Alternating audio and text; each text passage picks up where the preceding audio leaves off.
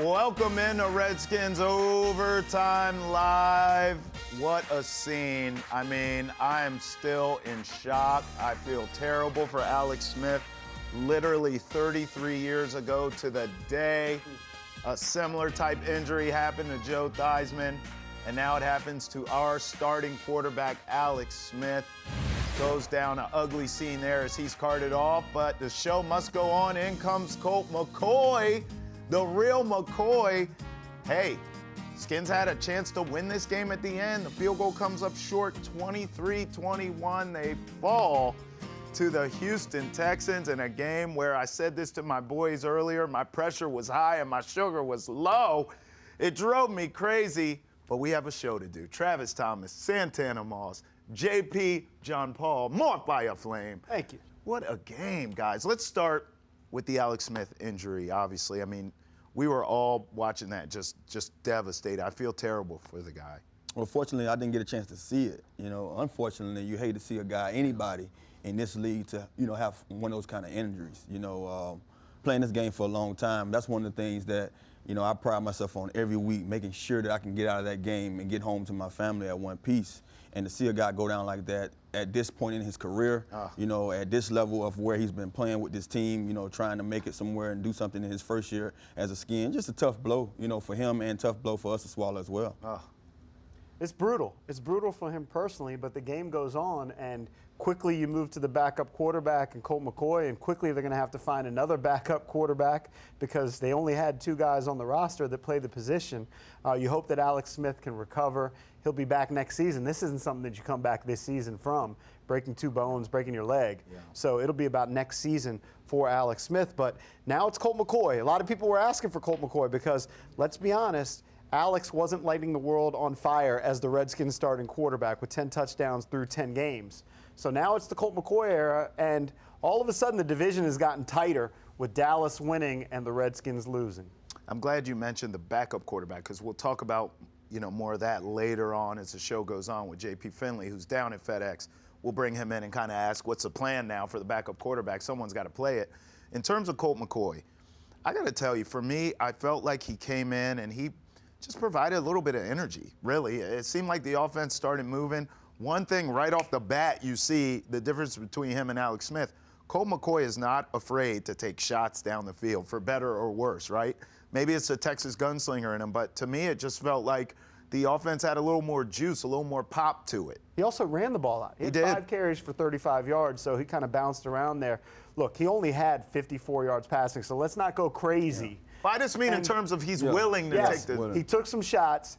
Some of the passes, there was one pass to Doxson which was completed, and we were talking about that ball seemed like it was in the air for 10 seconds. Yeah. So I'm not saying he was throwing ducks, but he doesn't necessarily have the strongest arm. So we're going to see how it plays out because he will be the starter the next few weeks. No question. And they say all the time, you ask for it, you get it. Now let's see what he's going to do with it. One of the things that I've said from time and time again, I was in those practices with Colt McCoy. I was in those scout team, and you can see the way how we ran against our first team defense. It was so efficient at times. The coaches was asking me why I'm over here, and I'm like, trying to get these guys better. You're not going to play me.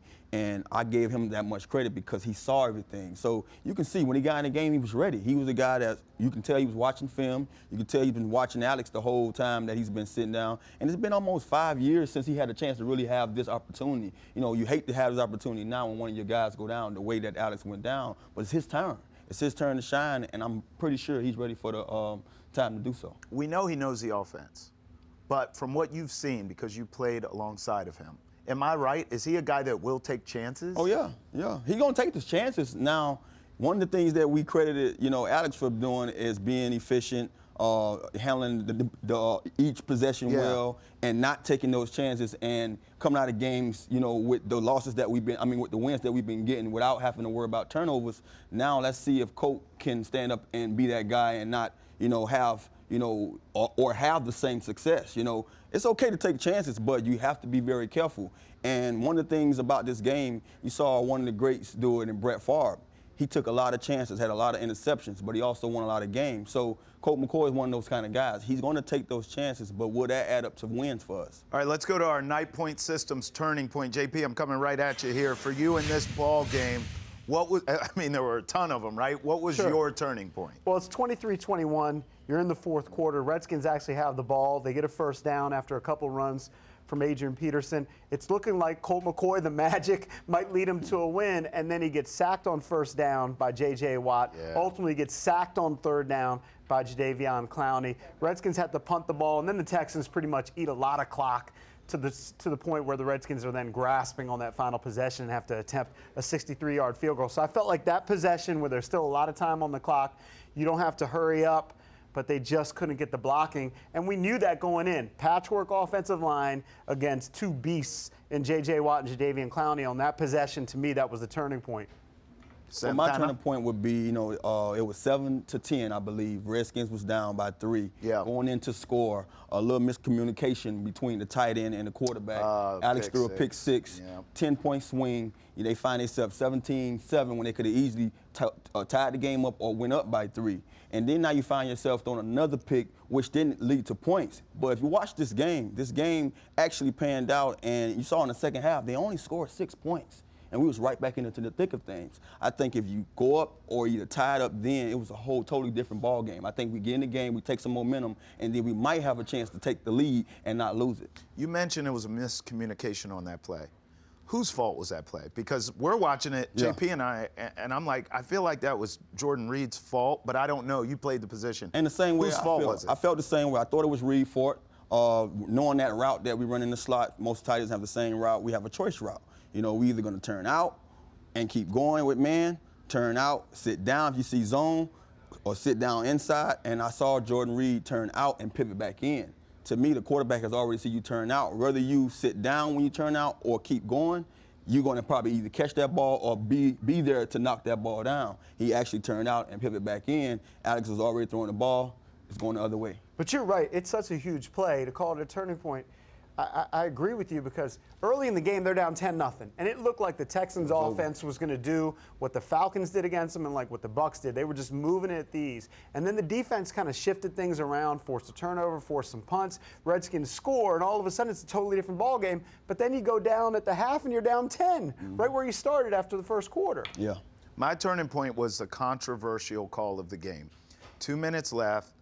I mean, they're forcing the Texans off the field. Josh Norman gets called for a holding, which didn't look like it to me, but, I'm not a ref, so it is what it is. These things happen. And that might be a reputation thing, because he gets a lot of those holding calls. And he got them all day today, and they were timely penalties, too. The couple he got today really hurt the Skins. But listen, Colt did get a chance to go down the field and get them in, I'm using air quotes here, field goal range, right? But certainly that penalty costed them valuable time on the clock. And now I was on Twitter after the game, and people were just going nuts about the penalty call and that it wasn't. But this is NFL. It happens every week to every team. And, when it comes down to clock management, too, we were wondering, why is Jay Gruden holding the timeouts before the 2-minute warning? Yeah, I mean, I get it. Maybe you just want your quarterback to have the option to have a couple timeouts, and ultimately he had to use the timeouts anyway after the 2-minute warning. But why not use them before the 2-minute warning? At least one of them before At least one. And by the way, they still had terrible clock management in this game. And the play calling, the third down where they just chucked it downfield. What are you doing? Well, that was probably one of those examples of Colt McCoy being Colt McCoy. You think he audibled out? I don't think he audible. It's a 2-minute offense right now you're running, and he took a shot. He said, hey, I see my guy one-on-one. He wasn't paying attention to that safety over the top, which you came in there late, and he just felt like, hey, I'm going to give, Reed one of these, not Reed, but Doxson one of these 50-50 balls that we know that he normally comes down with. So he gave him a chance, and he just came up on the other side of it. And the thing is, with the amount of time on the clock, I don't know if he felt confident with a shot in the middle of the field to then get the special teams unit in there without a timeout to kick a field goal. Well, that's the other thing, even on the fourth down. Because on the down situation, because now all of a sudden you can't spike it. It's third down. Right. Let's say you complete something over the middle for 5 or 6 yards like they did to Trey Quinn on the earlier pass. Now all of a sudden you can't spike it. Right. Can't spike it. Ah, gosh, I don't know. Even on the fourth down, I felt like they should have tried to pick up the first down and get out of bounds. There was enough time for one play like that. You got 4th and 10 with 8 seconds on the clock. I'm taking my chances. Just try to kick it. With either a Hail Mary or a field goal. And to me, it was so far, I really didn't know at that time. Either way, it was a Hail Mary. It was a Hail Even Mary. the field goal was a Hail Mary. Exactly. All right, let's go thumbs up, thumbs down. Look, it's a loss, so we'll lead with thumbs down. It's only right. Santana, you get us rolling. What was your thumbs down in this play, in this game? My thumbs down goes to losing our starting quarterback. One of the things that, as fans and as alumni, as a guy that watches the game, who cares about how ugly these wins were? Alex Smith was doing a great enough job to keep us in those games. And everyone, who calls into those different shows that I'm on and they talk about, well, I want to see Colt get in there. Well, here's the opportunity now. You spoke it up and now it's here. You hate to see anybody go down, and you hate to see Colt have this position given to him the way it is. And I just feel like it's one of those things that we can't replace, because he did do a great job of holding on to the ball. And I think this late in the season, when these games get a little more critical, we're going to need to have a guy like Alex Smith back there at quarterback. But I'm not saying that Coach shouldn't have his opportunity, because I do believe that Coach still have enough in him to go out there and get us some W's. Lord knows those same callers call the junkies also. So, JP, get ready for that tomorrow morning. Who's your thumbs down? Mine's Vernon Davis. Yeah. Vernon Davis, look, Alex Smith struggled today. And Alex Smith had 2 interceptions today. His completion percentage was below 50%. But part of that was when he actually took a couple shots and had a chance to make some plays, Vernon Davis, for whatever reason, had the dropsies today. 2 opportunities to make big plays, so it's Vernon Davis. Yeah, I'm with you on that. In fact, after the first drop, you could almost see it in his face where he's kind of laughing to himself, and he's just like, oh, man. And I think it was in his head.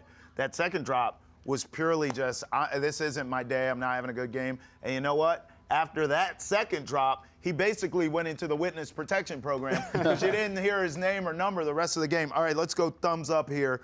Tana, who do you got for thumbs up? My thumbs up goes to the fans. Goes all right. to the Washington Redskins Hail! fans, HTTR. These guys showed up and showed out today. One of the things that I wanted to see is these guys show up and give these players a reason to go out there and put on the performance that I thought that they did today. I understand the fans. I sit on both sides. I'm a guy that, even as a player, I felt that it was always something to me to leave out that stadium and not give them a show, or not give them something that they paid for, or even just get a W out of it. And at times, as a Redskin player and now sitting here watching, I don't feel like we go out there and do enough for you guys. So to see these guys come and pack the house, they was loud when we was out there talking about the alumni, and then when I came out there for the halftime bit, they was still loud going to get their nachos and hot dogs. They showed up for us, so I had to give you a thumbs up for that. Don't forget the beers. Yeah, well, they didn't partake in that with me, so. Who's your thumbs up, JP? Mine's Preston Smith. Look, first half of the season, we've talked about Preston Smith without getting to the quarterback. Now he's actually getting to the quarterback. I think he forced that first interception, and then he gets an interception himself. So Preston Smith playing some good football the last couple of weeks. Creeping back in there the second half of the season. Yeah. He's starting to make some plays. No doubt. He definitely balled out. Mine was Colt McCoy. Did a great job in this game. All right, let's go to the MBCS Redskins Twitter fan poll, which brings me to my thumbs up. Your confidence level in Colt McCoy. For me, I'm going to tell you right now, I think this Redskins offense will move better with Colt McCoy as the starting quarterback.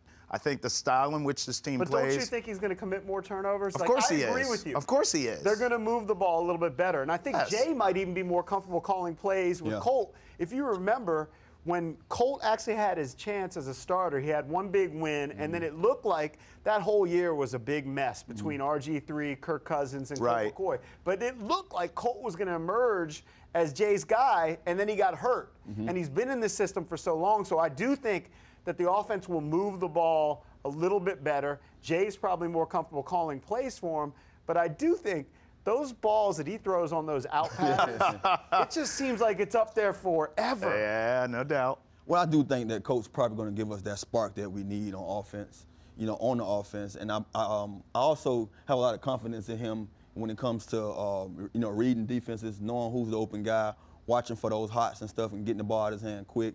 I saw 2 plays, just watching him, seeing the blitz and faking like he's throwing quick, dodging that guy and making something out of it with his feet, man. That right there is Colt McCoy. That's what I saw every day in practice. He's a guy that he's a student of the game. He's going to make sure that he take advantage of this opportunity. I have nothing but confidence in him because I do believe with the last, we have 7 games left? Yeah. I believe we can get a lot of wins with this guy because he has it in him. All right, we're going to break, but one thing I will say. 6 games left, by the way. 6 games. I think Josh Doxson is going to eat now. It looked like Colt McCoy's looking for the guy. It could be his target. Could be his. Never open. I'm just telling you, it could be his guy. That's all I'm saying. We got JP Finley live from FedEx coming up as we honored the Redskins alum like my boy Santana. Redskins Overtime Live. We'll be back. I wish I was part of them 80s, man. Them boys had rings and all. Welcome back to Redskins Overtime Live. Time to go now to our Redskins Insider presented by Oarsman Automotive of Virginia. JP Finley down at FedEx. JP, what an insane game, bro. It was wild. I mean, the boost this crowd got when Colt McCoy came into the game, threw a TD pass to Jordan Reed on his second play in the game. It was electric in here. The Redskins had their first lead change of the season. I was impressed that in the team's previous losses, they've been blown out and kind of seems like they quit in the second half. Tonight there was no quit. They came all the way back. They had a chance at the very end to win it. It would have kind of taken a miracle, but they had a chance. It was an impressive showing for the Redskins, and here's the caveat. If they can go to Dallas and win on Thanksgiving, which is no easy task, then they're okay. Then everything is okay. If they get through Texas going 1-1, that's fine. But it makes Thursday's showdown in Jerry World a big one. And that's what the NFL wants, I'm sure. Oh, yeah. Any update on Alex Smith? You know, obviously we all saw the gruesome injury there.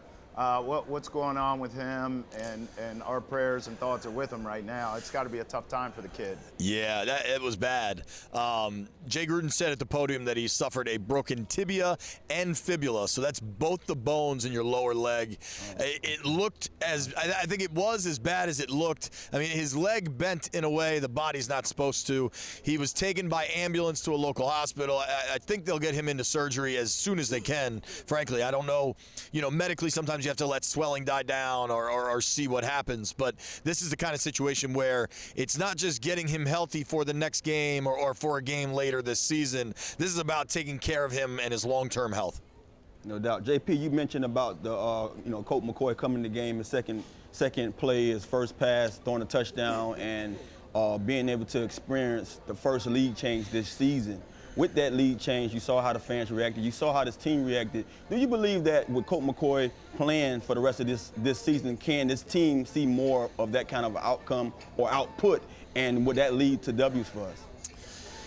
It's interesting, Tana, because I do think Colt McCoy is going to move the ball a little bit better. He knows this Jay Gruden offense inside and out. He knows where receivers are supposed to be. I think he's a little bit more willing to let the ball fly, whereas Alex was very calculated, and Alex is like a computer, whereas Colt McCoy, you know, he's a Texas. Yeah, slanger. Right. I mean, he wants to go out there and just make big plays. You saw him today, quick on his feet, quick getting the ball out. I do think the potential for maybe more turnovers comes up with Colt at quarterback. But Alex threw 2 picks today, so it's not like he had never done that either. Really the trickiest part here is Colt has a long history of getting injured. Even in 2014, when the Redskins tried out Robert Griffin III, Kirk Cousins, and Colt McCoy, all 3 of those guys got starts that year. That was Jay Gruden's first year. Colt McCoy was about this close to securing the starting job for 2015, and then he hurt his neck late in the year. That's what got Kirk Cousins back on the field, and then we know that Kirk kind of took over that starting job. Jay Gruden has a lot of belief in Colt McCoy. I don't know if you guys remember this. I reported way back in January, after the 2017 season ended, that there were people within the Redskins organization willing to roll the dice on 2018 just with Colt and a rookie and let Kirk walk and move on for the organization. So the clubhouse, the locker room, the coaching staff, they all believe Colt can go out and win you games. It's just a matter of, can he stay healthy? They got 6 left to play. Let me move off the quarterback for a second. 2 trends the last 3 games. AP hasn't been running successfully. I did the math, averaging less than 3 yards per carry. Maybe understandable with the patchwork offensive line. and they haven't been able to stop the run the last 3 weeks. That was supposed to be one of the strengths of the team. Yeah, I think the success the Texans had on the ground is going to be in the million things to talk about from this game. That's going to get buried and probably not get the attention it deserves. But going to Dallas, where they run the ball very well, Ezekiel Elliott has historically performed very well against the Redskins. That needs to be a big-time focus for Greg Minuski. It's been a little bit tricky because the Skins have faced some really good receivers, and I think Greg Minuski's defensive plan has to keep everything in front of this Redskins defense, not allow the big plays. Going to Dallas, facing Dak Prescott, who's a limited quarterback, a limited passer, and Zeke is their main component. I think they have to flip that scheme a little bit and really force the issue against the run. JP, I don't know how much time you've had to look at the cast of characters maybe we could bring in to be a backup quarterback. Does any come to mind for you? Who's going to be the guy, you think? Two at the top of my list, I think, are going to be Sam Bradford and Paxton Lynch. Paxton Lynch was already in the building this year for a workout. If you remember, Colt was dealing with a banged-up thumb earlier this season, and the Skins brought in a few QBs just to see if they needed to bring in an emergency quarterback. Bradford was not available at that time. He was still the quarterback of the Arizona Cardinals. In the months since, Bradford has been released. He's on the street. He's a free agent. And here's the thing to remember for this team. The Redskins are still in first place. They are fighting to win this division. This is not the time for them to bring in a young guy to develop. You need to have someone you can trust on the field should Colt go down. Real quick, we got to go, but I have to ask you this. Those late game calls and the clock management drove me nuts, JP. What did you think with the third down, just chuck it, and then the fourth down where they just decided to kick it from all outdoors? Yeah, I mean, who knows if that was Colt's primary read to go deep like that. I have a feeling it wasn't. I agreed with the call with 8 seconds to try that field goal. There's just too many variables on anything else to get a quick out and still have time left on the clock or to throw the Hail Mary. Dustin Hopkins was playing with an injured groin. I don't think he had the leg for that kick. The wind was also swirling in here. That kick was going into the wind. I still agree with that decision. What I would have liked to see different is Jay Gruden use a timeout before the 2-minute warning when the Texans had the ball. And you asked about the call. The call on Josh Norman late, the holding call, was absolute junk. I think that was a terrible call. And while the Texans missed that field goal, they didn't directly get points. It took about 20, 30 seconds off the clock because they were able to run another play. Oh, man, this game aged me so much. This game was wild, man. It was crazy. It was wild. But you didn't age one bit. You still look young and spry, JP. Quick question. Tana, you and I were like right here on this field 45 minutes ago. How are you in studio? You're fast in everything you do. Snap up a finger, JP. You know what's a great incentive, JP?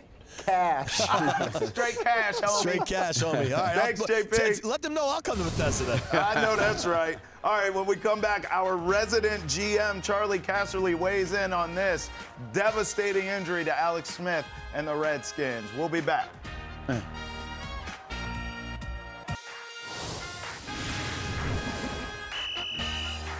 Joe, here for Alumni Weekend, when you watch Alex Smith go down to that injury, does that instantly bring back memories of what you went through?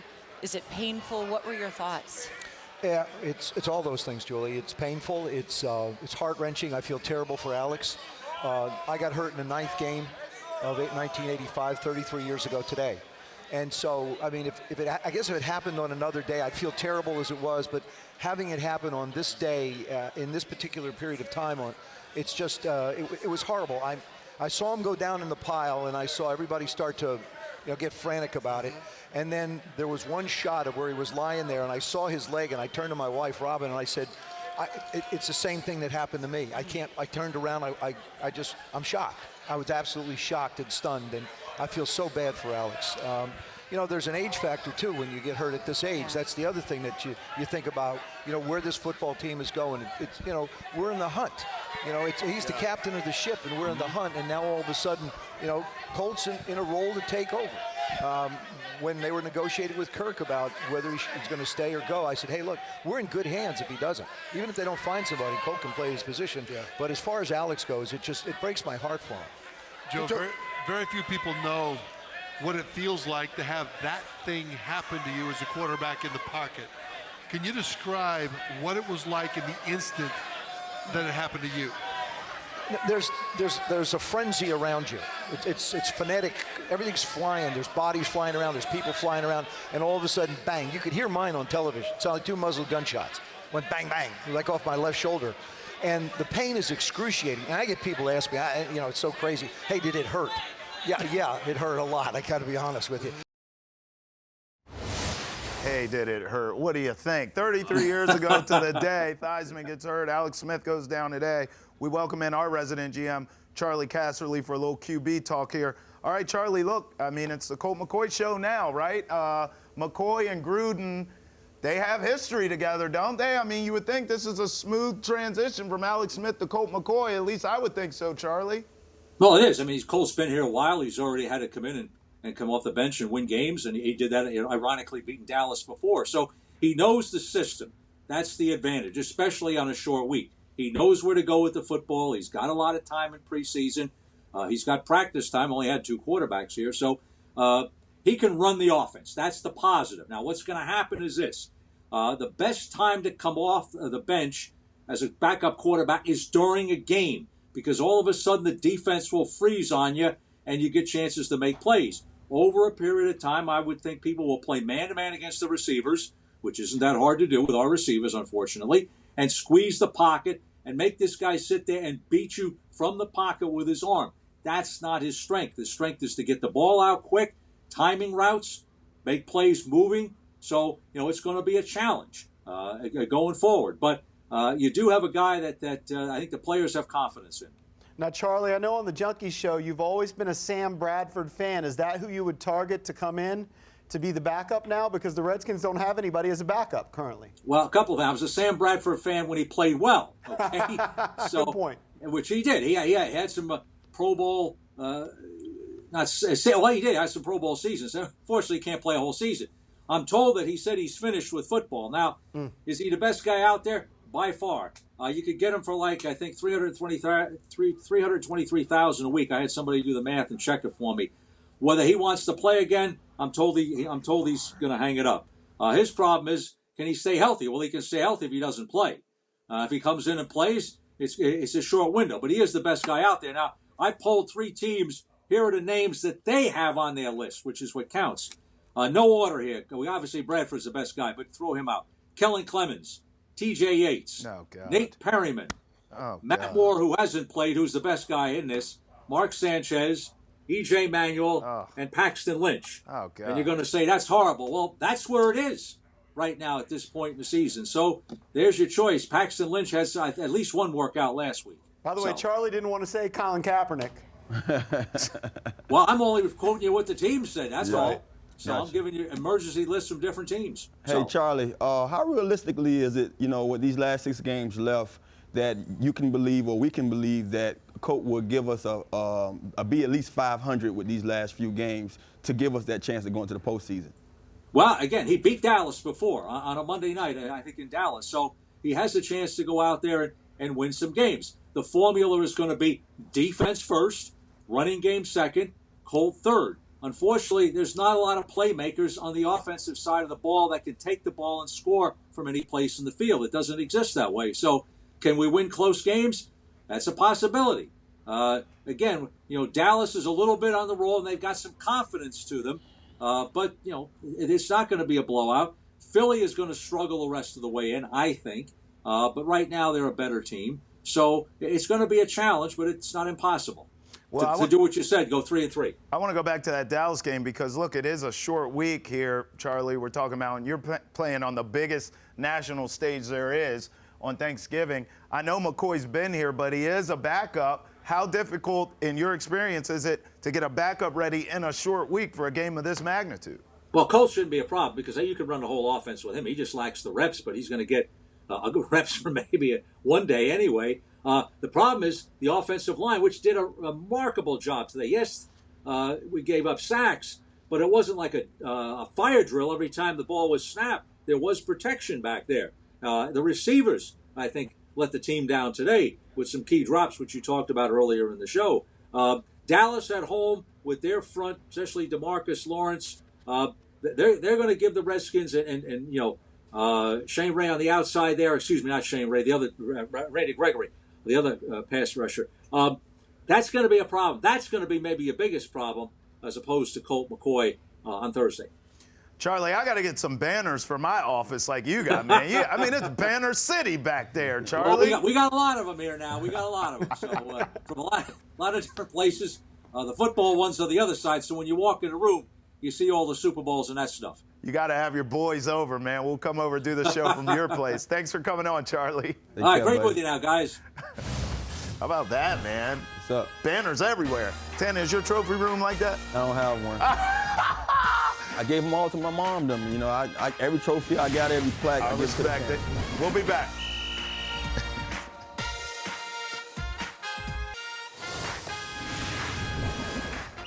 All right, so if you dig deep here, I mean, look, the numbers aren't half bad. Both teams had turnovers galore. This was basically a heavyweight fight, and the Redskins stood toe-to-toe for 12 rounds. They just came up short on the scorecard. The big thing to take away from this full-screen graphic is Alex Smith leads the game in the third quarter with a broken leg. The second thing, we get Dallas. Turkey Day, baby. After the game, the players talked about the loss of the game and a quarterback. Oh, one, they're painful. Two, it's just a long recovery, you know, because he put so much work into this season and this team, and you know, he's had a great career, obviously, without a doubt. But when you have an injury like that, it's more heartbreaking than it is physical. You know, it just breaks your heart because this is what he loves to do. He loves to lead this football team. He loves to be with the guys, and now the season's over, and he's got a long way back. But physically, he'll be fine. Mentally, he'll be fine. It's just hard to watch that happen to any athlete on this football team. Alex, you know, saying a prayer for him. I think he's gone for the year. Gosh, man, that's heartbreaking. Truly is heartbreaking, but, you know, we got that insurance package, that Colt McCoy. And I just talked to him, just spoke to me, and guess what? He broke it down.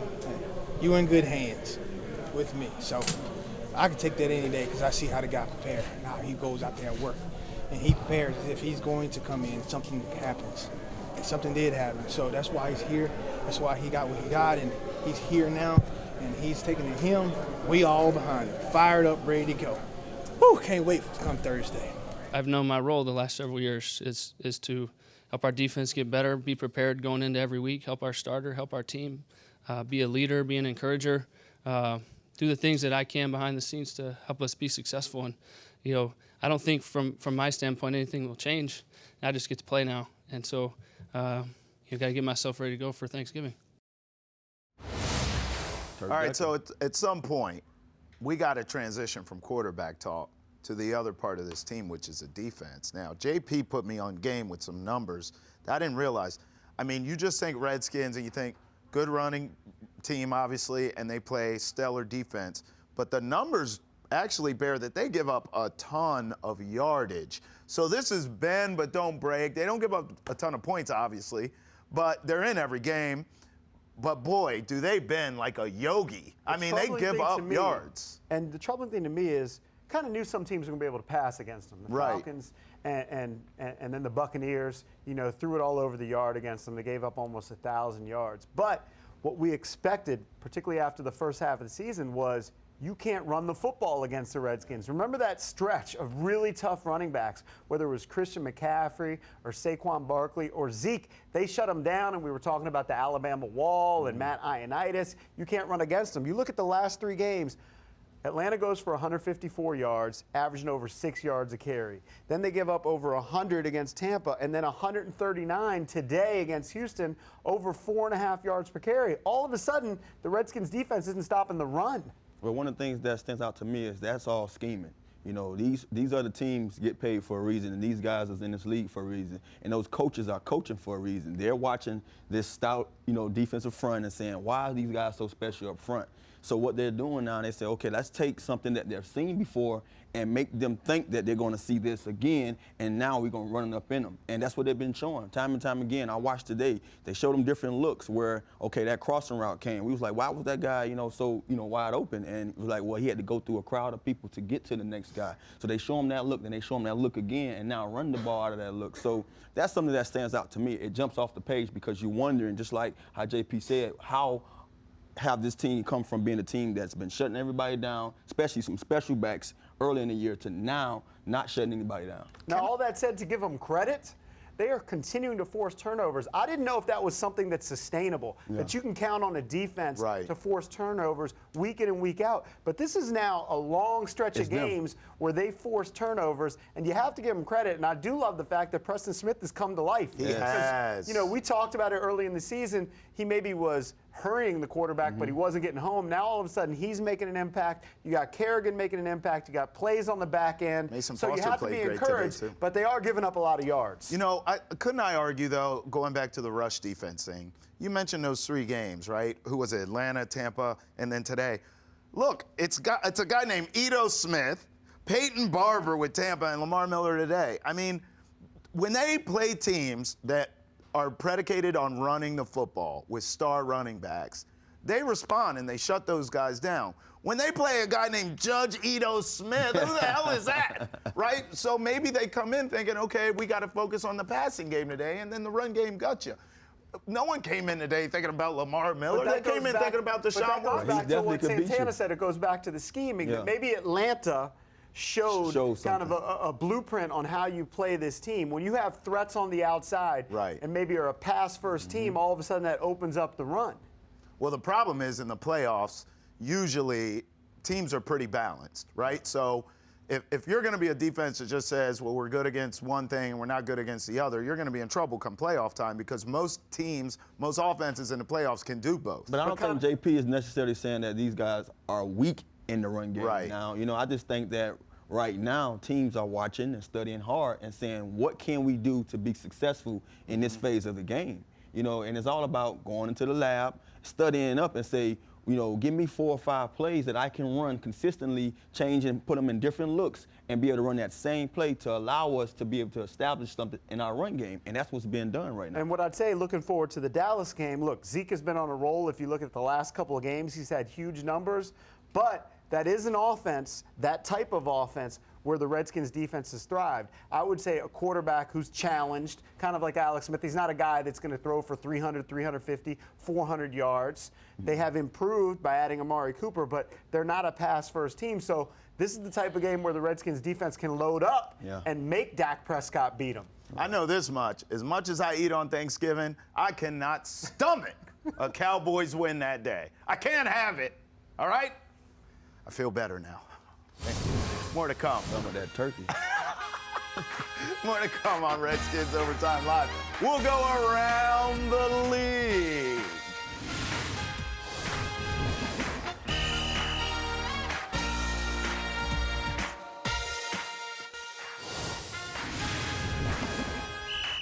We always ask you to send us how you watch the game. Here's a shot from Redskins fans watching in H-Town. How about that, Tanner, man? H-Town, it goes down. Repping that HTTR. And then my man right here is watching. He's got something on his arm there. Oh, I see. It's a Redskins tattoo. It's not a big muscle. I was wondering why he rolled his shirt up. I'm like, I can't get why he rolled his shirt up to show us his TV. But now I see. Haters will say it's Photoshop, but I believe it's real. If he was a real fan, he'd have number 89 tatted on that. What? Right there, huh? What do you say? What? Don't act like you haven't seen some 89 tats around here. Already. Yeah, I've seen one or two. You seen one or two? Yeah. Just 89, or is it like your face? The whole skin logo with that number 89 on the bottom. Wow. They out there, man. I appreciate them too. How you say it? The heart? Yeah. The heart. Wow. JP, what's the chances of us getting a tat? From 0. All right, let's go around the league, shall we? Specifically the NFC East. We were talking about the remaining schedule for the 3 teams that matter in our division. Let's call it what it is. Giants fans, sorry, look away right now. We ain't talking about you. But Cowboys, Redskins, and Eagles, I mean, what jumps out at you here? Because now all of a sudden, JP, you alluded to it earlier, this is a wide open race in this division. I think the Redskins actually have the easiest of the schedules. Look, the Cowboys still have the Saints and the Colts. What Andrew Luck has been doing the last several weeks, that Colts team is tough to beat right now. So I think Dallas has a tougher schedule. Eagles still have the Rams on the schedule, playing the Saints, of course, today. So I think the Redskins have the softest schedule, but they also are the only team that has a backup quarterback right now. No doubt. And you look, I look at this schedule and I say it's 6 games, right? Got to at least be 500, 3-3. You know, at least. You know, at worst case scenario. Which gets you to what, 9-7, right? At least 3-3, and that's what I asked Charlie. You know, I wanted to know, you know, how realistic, you know, was that, you know, putting Colt in that situation and seeing that he can bring that home for us. I think it's capable. You know, I think he have a chance to really go out there and do that, because the only thing that I see on there that I don't like, we got to see Philly twice. We haven't seen them once yet. Yeah, but Philly might be out of it. If they lose to the Saints, and it's looking like right now as we're doing the show live, that Philly's getting drummed right now by the Saints, they could be out of it. They're not. They would have to like run the table, and it's probably not going to happen with the Rams still on the schedule and with the remaining. Look, that makes that game on Thanksgiving. I was going to say humongous. That's for the world. That's a 2-game swing. Either way, if the Redskins win that game, there's some separation. They would have the tiebreaker in the division and on the Dallas Cowboys. It is huge. Gosh, I tell you what, I can't help but to think back to last week, to be honest with you, that Tampa game. If they had lost that Tampa Bay game, and I know they didn't, but it almost feels like they got a little bit of cushion with losing that game. And it makes losing today not as devastating. Does that make sense? Because if they lose that Tampa game and they lose today, I mean, all of a sudden, we're talking about the Cowboys being division leaders here. Well, each quarter, man, if you're 500 in each quarter, you have a chance. Right now, they're 1-1 in this quarter. You have 2 more games. You're right. In this quarter. Got to be 500, 2-2 or 3-1. Hey, when we come back, we're talking that Cowboys game on Turkey Day for the world. Redskins Overtime Live. We'll be back. Gobble, gobble.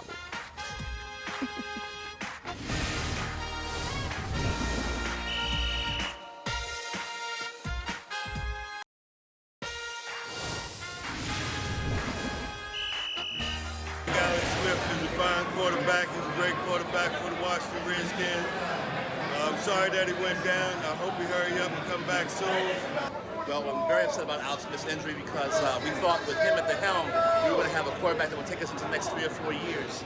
So with an injury like that, where I guess both bones of the leg are snapped, that kind of puts us in a bad spot. He is a great quarterback coming off, but I will have to say it is now the Colt McCoy show. From here on out, that's it. That's all we got to look forward to from here on out. Next man up. Alex Smith, you were great. What you did for us was amazing. I love you. But Colt McCoy, I can't wait to see what you do for us.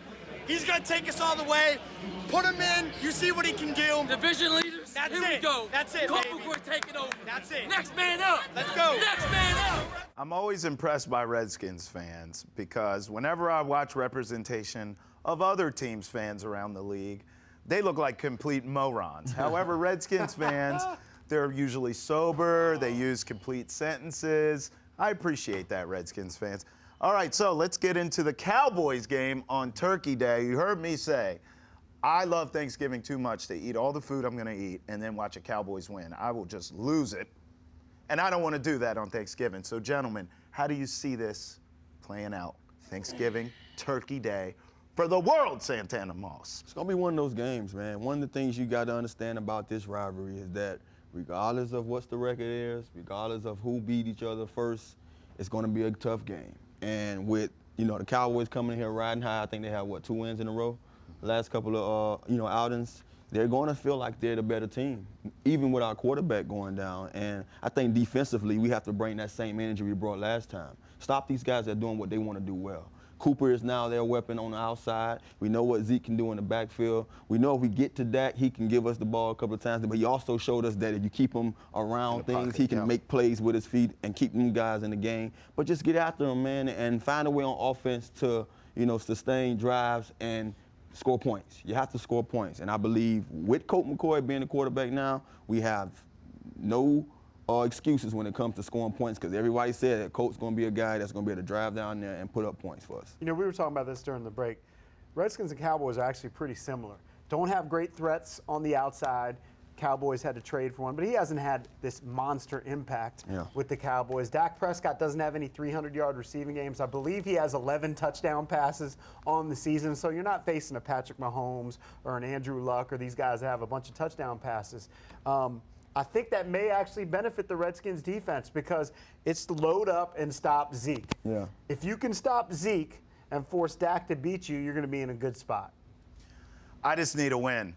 That's all. I don't give a damn if it's ugly, if it's pretty. Just get a win. Take control of this division. We hear this in football all the time, right? A team controls their own destiny or not. The Redskins control their own destiny. That's all there is to it. Now, I will say this. We need a backup quarterback here, right? I have some footage, shocking footage. This just came into our newsroom, guys. We have a backup quarterback here in Luann. Now, she's our stage manager. But if you look at the quick feet, she was in the shot, and then she wasn't. It was like a flash. Now, if you watch Lamar Jackson today for the Ravens, he ran all over the Bengals. I think Luann should be the backup quarterback for the Redskins and run all over the Cowboys on Turkey Day. Travis Thomas, Santana Moss, JP Montbaya Flaim saying good night. Redskins, overtime, live. Yeah, baby.